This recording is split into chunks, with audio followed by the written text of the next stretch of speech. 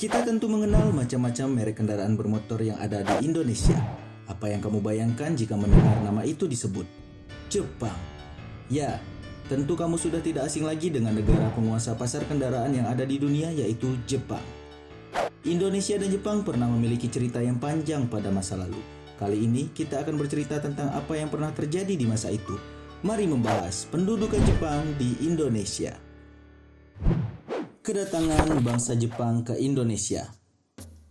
Awal mula ekspansi Jepang ke Indonesia didasari oleh kebutuhan Jepang akan minyak bumi, ditambah lagi tekanan dari pihak Amerika yang melarang untuk mengekspor minyak bumi ke Jepang. Pada tahun 1942, pasukan Jepang pertama kali mendarat di Tarakan, Kalimantan Timur. Kemudian pada tahun yang sama, Jepang mulai memasuki Pulau Jawa dimulai dari Teluk Banten dan daerah Jawa yang lainnya. Dan akhirnya pada tanggal 17 Maret 1942, invasi Jepang sampai ke Bukit Tinggi dan Padang. Kemudian Jepang membentuk 3 daerah kekuasaan. Di Sumatera dengan pusat pemerintahan yang ada di Bukit Tinggi, Jawa dengan pusat pemerintahan yang ada di Jakarta, kemudian Kalimantan dan daerah timur yang lain dengan pusat pemerintahan yang ada di Makassar. Pendudukan yang cukup cepat ini membuat Belanda menyerah tanpa syarat, sehingga terciptanya kesepakatan yang bernama Perjanjian Kalijati. Selain karena Indonesia kaya akan sumber daya alam yang bisa mengembangkan industri Jepang, di samping itu Jepang terdorong dengan ajaran yang berkaitan dengan Shintoisme, khususnya Hakko-ichi, ajaran yang membuat Jepang sebagai negara maju merasa memiliki tanggung jawab untuk menyatukan bangsa-bangsa di dunia termasuk Indonesia. Jepang dianggap sebagai saudara tua, sehingga kedatangan Jepang di Indonesia disambut hangat dan senang hati oleh rakyat Indonesia, sehingga Jepang dianggap bisa membebaskan Indonesia dari kekuasaan Belanda. Anggapan itu membuat Jepang melakukan propaganda yang bertujuan akan melepaskan Indonesia dari belenggu bangsa Barat dan menganggap Jepang sebagai pemimpin, pelindung, dan cahaya Asia. Dan gerakan tersebut diberi nama gerakan 3A. Karakteristik pendudukan Jepang di Indonesia. Jepang adalah sebuah negara dengan bentuk pemerintahan militer. Pada saat menguasai Indonesia, Jepang banyak mendirikan organisasi yang memiliki sifat kemiliteran yang berisikan pemuda dan pemudi Indonesia yang digunakan untuk membantu pasukan Jepang dalam berperang. Contohnya seperti Heiho dan Peta. Selain 2 organisasi tersebut, ada juga organisasi semi-militer yang dibentuk Jepang seperti Seinendan, Keibodan, Suishintai, dan Fujinkai. Selain organisasi militer dan semi-militer bentukan Jepang, Indonesia juga pernah memiliki masa yang kelam. Untuk menopang Perang Asia Timur Raya, Jepang menggerakkan semua tenaga kerja dari Indonesia. Tenaga kerja inilah yang kemudian kita kenal dengan nama Romusha. Mereka dipekerjakan di lingkungan terbuka, misalnya di lingkungan pembangunan kubu-kubu pertahanan, jalan raya, dan lapangan udara. Pada awalnya tenaga kerja hanya dikerahkan di Pulau Jawa yang padat penduduknya. Kemudian di kota-kota dibentuk barisan Romusha sebagai sarana propaganda. Rakyat Indonesia yang menjadi Romusha itu diperlakukan dengan tidak senonoh. Tanpa mengenal peri kemanusiaan, mereka dipaksa bekerja sejak pagi hingga petang, tanpa makan dan tanpa pelayanan yang cukup. Mereka hanya dapat beristirahat saat malam hari, kesehatan mereka tidak terurus, tidak jarang di antara mereka jatuh sakit bahkan mati kelaparan.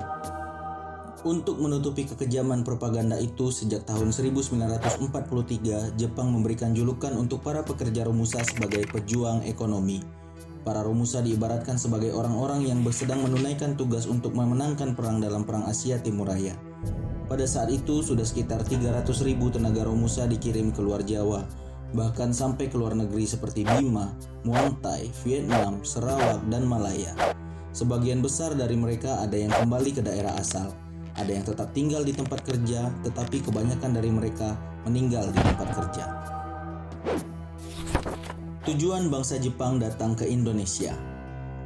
Tujuan bangsa Jepang datang ke Indonesia adalah melaksanakan propaganda 3A, sehingga menimbulkan kebijakan di bidang politik, ekonomi, sosial, dan pendidikan. Kebijakan di bidang politik.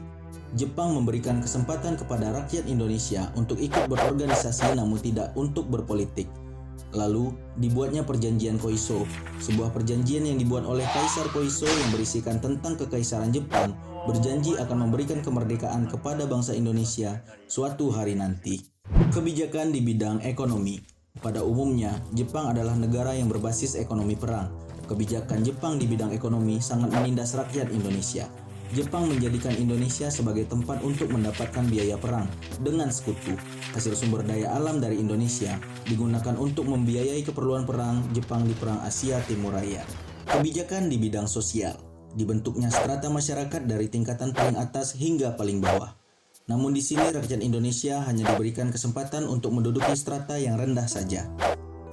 Kebijakan di bidang pendidikan. Adanya dampak baik kependudukan Jepang di Indonesia, Jepang memberikan pendidikan kepada rakyat Indonesia untuk seluruh kalangan masyarakat, baik dari kalangan bangsawan maupun kalangan bawah. Semua dapat mengenyam pendidikan yang diberikan oleh pihak Jepang kepada rakyat Indonesia tanpa adanya diskriminasi.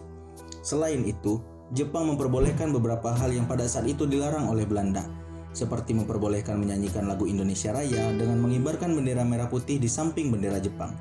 Hal itu dapat kita jumpai ketika berlangsungnya upacara bendera yang diadakan Jepang untuk membangkitkan rasa nasionalisme para pelajar. Sistem pendidikan pada saat itu sudah digolongkan menjadi 3, yaitu sekolah dasar, sekolah menengah pertama, dan sekolah menengah atas. Bahkan sistem ini masih tetap berlaku hingga sekarang. Itulah salah satu warisan dari bangsa Jepang. Para pelajar diharuskan menguasai bahasa Jepang, sehingga secara tidak langsung Jepang dapat memperkenalkan kebudayaan kepada Indonesia, seperti adat istiadat, kepercayaan, dan semangat Jepang. Namun, bahasa Indonesia juga digunakan sebagai bahasa pengantar. Jepang membentuk Komisi Penyempurna Bahasa Indonesia yang disebut Goseibi Inkai. Jepang membekukan sekolah-sekolah bentukan Belanda, bertujuan untuk menghilangkan kebudayaan dan doktrin-doktrin dari Belanda. Tujuan Jepang memberikan pendidikan kepada bangsa Indonesia adalah untuk menarik perhatian dan simpati dari rakyat Indonesia, sehingga rakyat Indonesia dapat membantu Jepang untuk perang melawan sekutu. Namun, di samping itu Jepang juga memanfaatkan kekayaan alam Indonesia dan mengeksploitasi sumber daya alam yang berlimpah. Pada akhirnya, dari kebijakan-kebijakan ini menimbulkan pemberontakan dan perlawanan oleh rakyat Indonesia. Perlawanan pertama dilakukan oleh Tengku Abdul Jalil pada tanggal 10 November 1942 di Aceh, dikarenakan tidak mau mentaati peraturan-peraturan yang dibuat oleh Jepang. Perlawanan kedua dilakukan oleh Kiai Haji Zainal Mustafa pada tanggal 25 Februari 1944 di Singaparna, dikarenakan tidak mau melaksanakan tradisi sekere atau tradisi menghormati Dewa Matahari. Perlawanan ketiga dilakukan oleh Supriyadi. Supriyadi adalah anggota dari pembela tanah air. Perlawanan terjadi pada tanggal 14 Februari 1945. Supriyadi beranggapan bahwa Jepang hanya menyiksa rakyat Indonesia. Untuk pesan yang bisa diambil dari kedudukan Jepang di Indonesia itu sangat banyak, terutama bagi bangsa Indonesia, bagi generasi muda, bahwa dalam menghadapi berbagai macam permasalahan itu harus dengan segala kehati-hatian. Awal mula Jepang masuk ke Indonesia itu kan respon kita sangat positif. bahwa Jepang akan menjadi dewa penolong bagi bangsa Indonesia. Tapi yang terjadi apa? Ternyata Jepang justru lebih kejam daripada Belanda, sehingga kita dalam konteks ini tertipu dalam tanda petik ya, bahwa Jepang ternyata lebih kejam daripada. Oleh karena itu maka pesan yang kita ambil adalah kita harus hati-hati terhadap segala hal-hal yang seolah-olah membawa hal-hal yang positif, tapi ternyata justru membawa hal-hal yang negatif. Pesan lain adalah bagaimana kita melihat para tokoh yang berkolaborasi, semuanya dapat kita jadikan pelajaran. Bagi tokoh yang berkolaborasi, pasti ada tujuan positif di balik itu. Mungkin dalam rangka untuk memerdekakan bangsa, tapi hanya jalan kolaborasilah yang lebih cocok. Untuk pendudukan Jepang di Indonesia itu pasti membawa dampak yang positif maupun negatif bagi bangsa Indonesia. Misalnya dibentuknya organisasi militer ataupun juga yang semi militer, nah itu sangat mendukung nanti dalam fase berikutnya untuk kemerdekaan bangsa Indonesia. Misalnya peta juga sangat mendukung proses proklamasi kemerdekaan Indonesia, dan juga badan-badan perjuangan yang lain juga sangat mendukung untuk memperkuat persatuan bangsa Indonesia untuk bebas dari tekanan sekutu maupun juga tentara Jepang.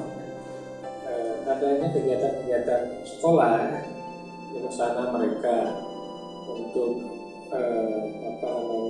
mengajarkan bahasa Jepang itu sebagai salah satu syarat adanya komunikasi yang baik antara masyarakat Indonesia dengan Jepang, sehingga program-program yang positif bagi Bank Indonesia itu bisa dilaksanakan dengan baik. Itu dengan respon-respon yang positif juga dari masyarakat.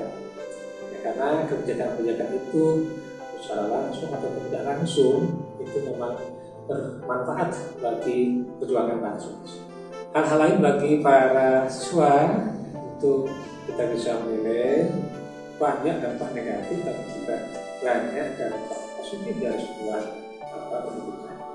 Yang positif itulah yang patut kita ambil, patut kita kembangkan dalam rangka untuk memperkokoh persatuan dan kesatuan bangsa. Nah, sehingga kita selalu menjaga semangat nasionalis, semangat kebahasaan, semangat perjuangan. Di samping kita melihat memang banyak isu negatif yang merupakan macam trauma bagi bangsa Indonesia. Untuk berhati-hati ketika kita berhadapan dengan bangsa lain dalam percaturan internasional. Ya, karena ada bangsa-bangsa yang memang beretikat baik, ada juga bangsa-bangsa yang tidak beretikat baik. Oleh karena itu kita harus mensikapi, belajar dari penjajahan Jepang, belajar dari penjajahan sebelumnya. Kita jangan sampai kalah dalam percaturan internasional sehingga kita banyak dirugikan ketimbang diuntungkan. Barangkali itu, terima kasih.